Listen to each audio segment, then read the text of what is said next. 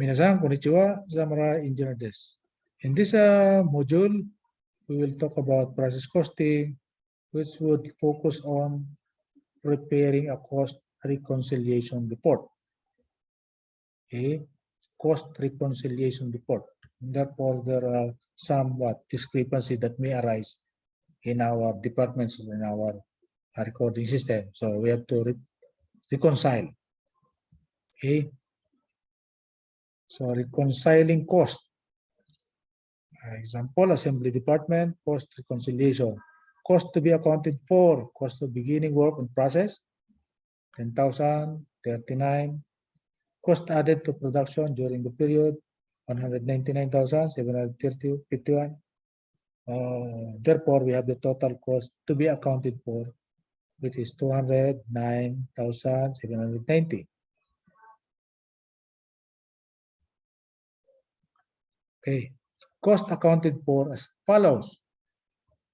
Okay, cost of ending work in process inventory.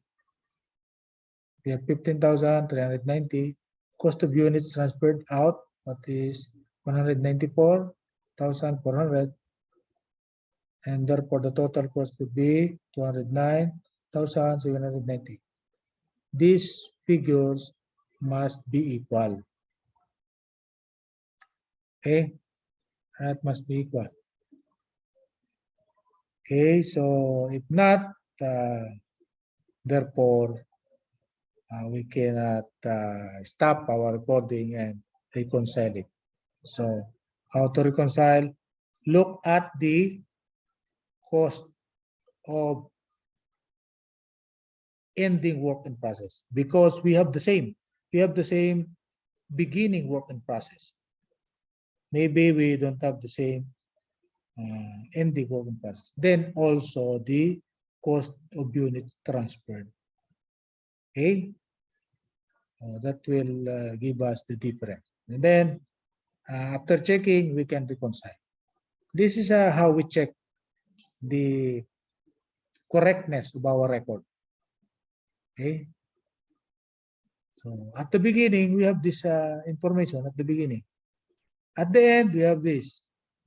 So the total should remain the same. Okay? So this is how our current module ends. Again, this is Dr. EYPEI, Preaching Engineering for Nation Building.